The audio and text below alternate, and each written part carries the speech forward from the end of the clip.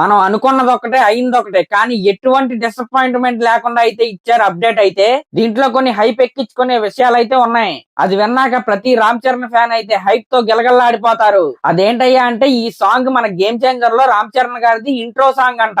ఈ సాంగ్ లో వాడే మ్యూజిక్ గురించి మన ఆంధ్రప్రదేశ్ తెలంగాణనే కాకుండా ఇతర రాష్ట్రాలైన ఒడిస్సా కర్ణాటక వాళ్ళ డిఫరెంట్ కల్చర్స్ నుంచి తీసుకుని వీటన్నిటిని బ్లెండ్ చేసి ఒక సపరేట్ బ్యాక్గ్రౌండ్ మ్యూజిక్ ని అయితే తయారు చేశారంట. ఆ బ్యాక్గ్రౌండ్ మ్యూజిక్ కి మన రామ్ చరణ్ గారు అయితే సింగిల్ టేక్ లో డాన్స్ చేసి లేప అవతల పడేశాడంట. ఇంకా దీంట్లో మనం ఆశ్చర్యపడాల్సిన విషయం ఏంటయ్యా అంటే, హైప్ ఎక్కించుకోవాల్సిన విషయం ఏంటయ్యా అంటే, దీంట్లో 1000 మంది డాన్సర్లు ఉన్నారండి ఈ పాటలో. అది కూడా వాళ్ళు డిఫరెంట్ స్టేట్స్ యొక్క గెటప్ లో, అలాగే వాళ్ళ కల్చర్స్ ని అయితే ఫాలో అవుతూ అయితే ఉంటారంట.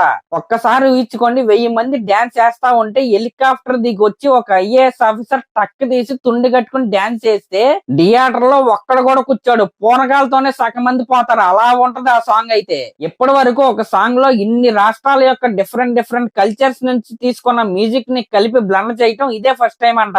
ఇంకా ఈ సాంగ్ ని స్క్రీన్ మీద చూశాక రామ్ చరణ్ గారి ఫ్యాన్స్ అయితే ఆనందంతో తేలిపోతారంట.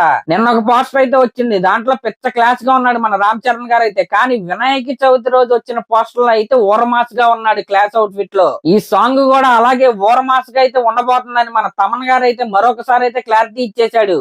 అలాగే ఈ సాంగ్ ప్రోమో 28న అయితే రిలీజ్ అయ్యిద్దంట. దాని తర్వాత సెప్టెంబర్ 30న అయితే మాస్ గా ఉండే ఈ సాంగ్ అయితే రిలీజ్ అయ్యిద్దంట. ఇప్పుడు రాబోయే సాంగ్ లో ఇండియా మొత్తం ఊపేసే ఒక స్టెప్ అయితే ఈ సాంగ్ లో అయితే పెట్టబోతున్నారు. ఇంక ఈ సాంగ్ వచ్చాక రీల్స్ లో అయితే మన గేమ్ చేంజర్ పాట అయితే మోత మోగిపోద్ది.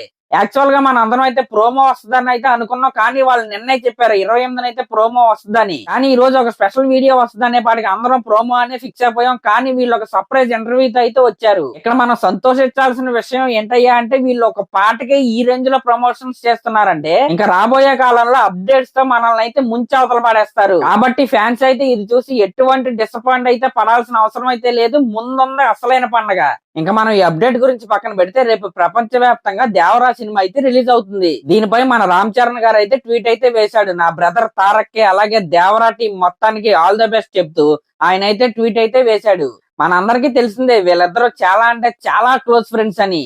నేను కూడా దేవరా సినిమా అయితే పెద్ద హిట్ అవ్వాలనే కోరుకుంటున్నా. అలాగే రేపు దేవరా సినిమా రివ్యూతో అయితే కలుద్దాం. Thank you.